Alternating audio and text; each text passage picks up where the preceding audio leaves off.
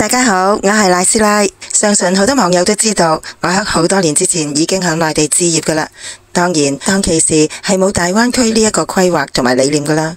後嚟因為喺疫情期間，我見到好多香港人喺完全唔了解內房嘅資訊，同埋冇實地考察樓盤嘅情況底下，就一窩蜂通過視頻去買樓，我覺得風險真係太高啦。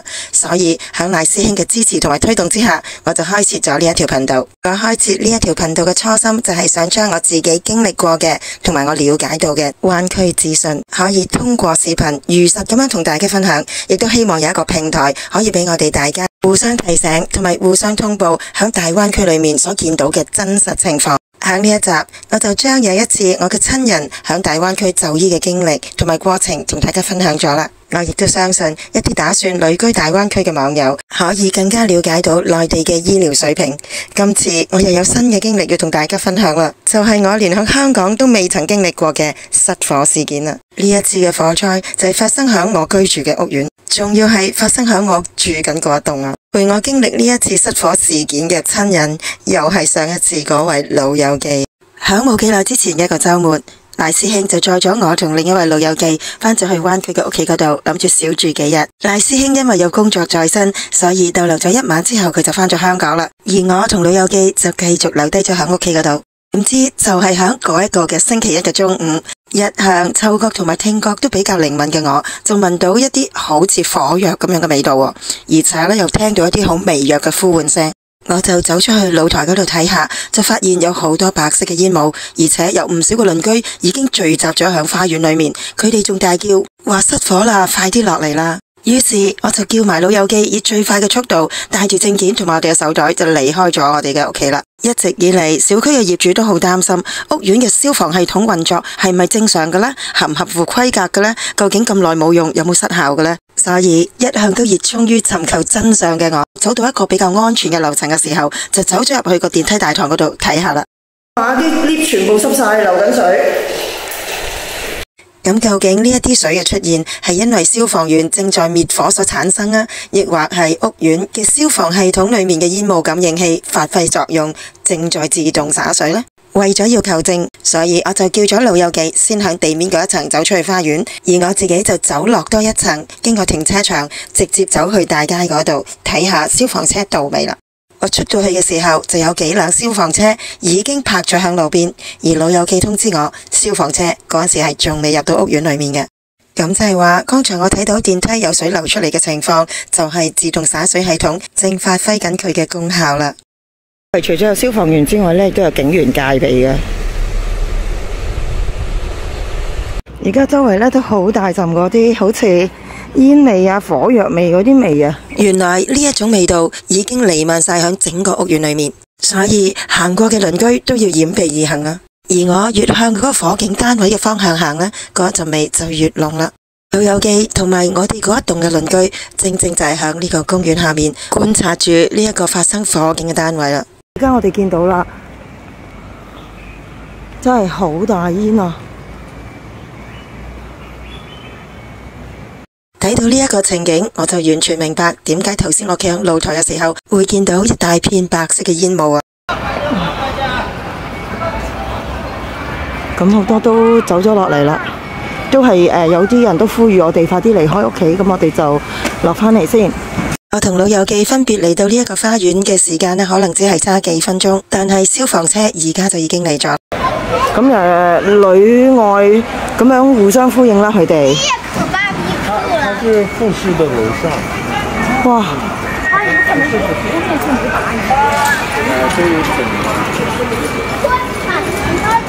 喺呢個時候，亦都陸續有更多嘅消防員呢係嚟到現場嘅。其實點解咁嚴重呢？起火嘅原因，後續消防部門都有公布嘅，就係因為電源所引起嘅。而呢一個單位係由租客租住緊嘅，當時佢哋係返咗工，冇人喺屋企，即係話呢一場火警就係由電源嘅自燃所引起嘅。我行近睇到呢一個情況嘅時候，先至知道呢一個火警呢都幾嚴重㗎。佢除咗燒到單位嘅外牆變成焦黑色之外，仲飄出好多濃煙啊！部分消防員已經走咗入單位裏面去滅火啦，然後仲有幾位嘅消防員呢留響樓下嗰度呢作支援嘅。係啊，複式嘅嗰度，所以佢應該係下面嗰層着火，係6樓或者係咪？五家那就不知道哪屋了。後來消防員亦都證實咗呢一個火警嘅單位就係位於6樓嘅。聽啲鄰居講呢，當時佢哋係聽到好大聲嘅砰一聲啦，同埋呢有啲感覺好似地震咁。再不然我都感覺像地震一樣。都係第一次經歷啊！真係好多人落咗嚟啦，好大陣味。當然，而家企喺公園嘅所有人都係希望快啲可以救熄咗呢一場火，而且可以早啲返屋企啦。亦都好彩，呢一場火係好快救熄咗嘅。算係快啊！真係大約10分鐘，消防員已經將啲火救熄咗，嗰啲煙呢已經減低咗好多。應該係受控啦，火就救熄咗啦，但係屋企就未返得去住。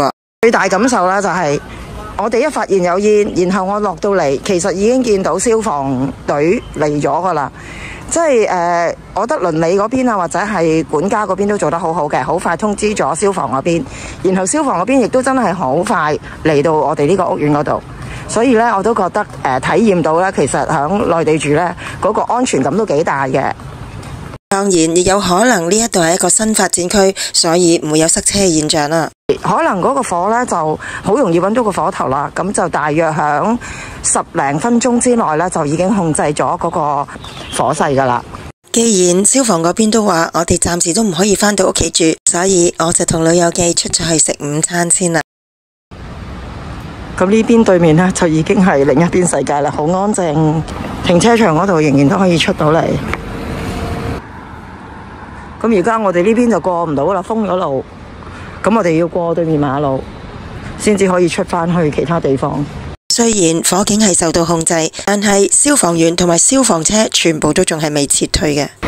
嗰度仲係啊，幾架消防車喺度，嚴陣以待嘅，因為佢哋仲未講話可以收隊。因為唔俾影對面啦，咁所以我睇住對面嚟呢度講啦。佢依家呢嚟咗係有6部車響呢度出面，有2部車呢就係響屋苑入面救緊火嘅。佢哋接到係有火災呢，可能未知道有幾大呢。佢哋都真係俾好大嘅資源嚟呢度救火。影一影先啊，好快咁。咁因為而家呢就係冇得返屋企住噶啦，咁我哋呢就搭咗車落返嚟麗駿龐道呢邊啦，食飯啦。好葡式嘅建築嚟嘅，呢個係好出名嘅打卡位啊！好多唔同省市嘅人呢嚟旅行呢都會嚟呢一度打卡啊。我哋就喺呢一度食下嘢啦，行下超市啦，咁樣就消磨咗3個幾鐘頭。我哋就估計過咗呢幾個鐘頭，應該都可以返入屋企噶啦啩。咁咧，因為冇電啦，所有嗰啲吊燈嘅燈咧都已經冇得開噶啦。咁就下面嗰啲座椅咧都應該拎咗出嚟啦。仲有少部分啦，呢啲位啊，咁就聽到啲聲。呢度可能有啲咩做緊，全部 lift 都唔搭得噶啦，要行樓梯噶啦而家。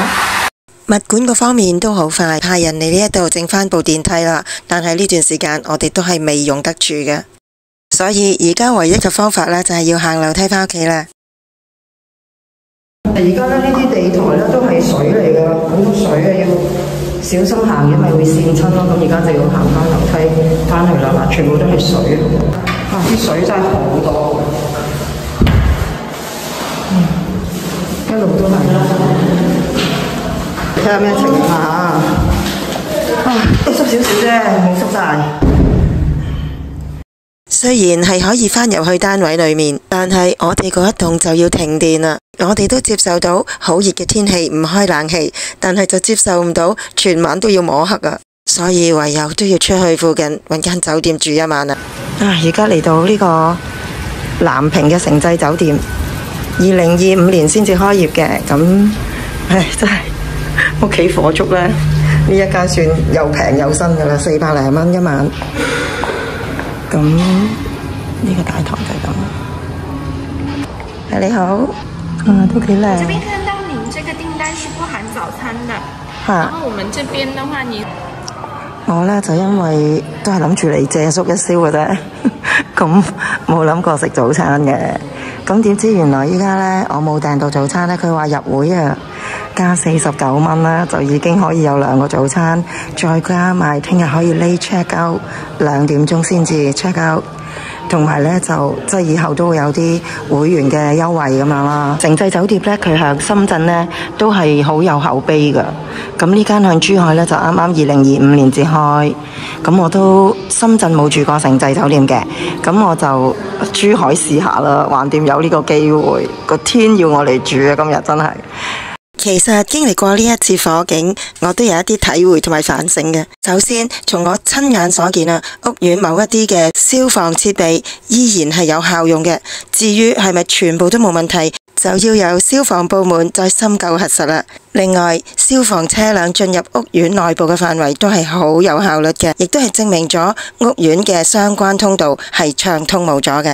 而當我安全抵達咗小區嘅花園嘅時候，我就通知咗賴師兄，我哋嗰一棟大廈係發生咗火警嘅。佢亦喺差唔多嘅時間，亦都接到物管嘅電話。原來物管人員呢就走上各層嘅單位嗰度拍門，通知我哋必須要趕緊離開我哋嘅單位啊！但係佢就發現我哋嘅單位係冇人回應佢，於是佢哋就打電話去俾賴師兄再次核實我哋嘅單位係咪冇人喺裏面居住嘅咧。所以呢一樣嘢我都覺得需要為佢哋點讚嘅，因為響火災嘅時候，佢哋都係奮不顧身咁樣去為咗住客嘅安全而去作出緊急嘅通報，並且仲有後續嘅核實。所以我覺得整個流程都係安排得好細心同埋盡責嘅。加上響火警過後，佢哋亦都好快咁樣安排咗技工去維修升降機，所以喺我哋第2日返去嘅時候呢，已經有1部升降機可以用啦。另一個好好嘅體驗就係整個消防嘅滅火行動呢，都係非常之有效率嘅。希望呢一種現象唔係淨係發生喺我哋嘅屋苑啦。雖然呢一次意外並未造成任何人員嘅傷亡，但係屋裏面嘅財產就遭受到重大嘅損失啦。所以我哋應該要時刻提高警覺啊！尤其是我哋係旅居大灣區嘅港人啦，好多時候單位都係冇人居住嘅。當屋企有啲乜嘢異樣發生嘅時候呢，我哋真係冇辦法即時發現嘅，所以我哋必須要做到人走電斷啊！我哋就試過香港收到物管人員俾我哋一張水費單，要我哋嗰個月交500幾蚊水費啊！當時我哋係覺得好莫名其妙嘅，因為我哋都冇返到去個單位嗰度住，何來要交咁多水費呢？後嚟我哋返到去先至發現，原來其中一個洗手間嘅坐廁嗰度不停咁樣自動沖水啊！由於內地都係用食水嚟到沖廁啊，咁所以嗰一期嘅水費呢，我哋就係要交500幾蚊啦。不過我哋之後呢，就警醒咗自己，每一次走嘅時候都要閂返所有洗手間嘅坐廁水掣先至離開啊！而呢一次嘅火警發生之後，我哋離開個單位返香港嘅時候，就熄晒所有電器，淨係留返個雪櫃繼續駁住個電源嘅啫。另外，因為我哋知道呢一個單位呢係業主租咗俾個租客，而發生呢一次嘅火警啦，咁我哋都第一時間就諗，咁業主嘅損失係咪好大呢？且佢哋單位發生火警，亦都殃及到最接近佢哋嗰幾伙鄰居喎，咁樣嗰一啲賠償又令業主會損失幾大呢？於是我都提醒返自己，我哋真係要快啲買返個家居保險啦。因為喺香港好多時候我哋都會記得買家居嘅保險嘅，但係喺內地嘅單位，大家又有冇買到保險呢？據我了解，如果發生事故嘅呢個單位業主係有買到家居保險嘅話，呢一次嘅火災所造成嘅損失，無論係呢個單位本身裏面嘅，或者係第三者嘅，都可以獲得理賠嘅。另外，我哋自己都要做好一啲把關啦，唔好買一啲三無嘅電器。亦都唔好將雜物堆放喺走廊或者屋苑嘅某一啲通道嗰度啦。如果唔係，我哋就唔可以俾到消防人員好迅速咁樣入到我哋嘅屋苑嚟到滅火啦，亦都阻塞咗自己嘅逃生路徑啊。今次我同大家分享呢一個火警體驗就嚟到呢一度啦。如果你都有啲乜嘢嘅意見或者叮囑俾大家嘅話，咁樣好歡迎大家喺留言區嗰度留言俾我哋啊。嚟緊我仲有好多灣區嘅生活點滴同埋新事物同大家分享㗎。如果你都想知道嘅話呢，就記得訂閱我呢一條頻道咯。下一集見。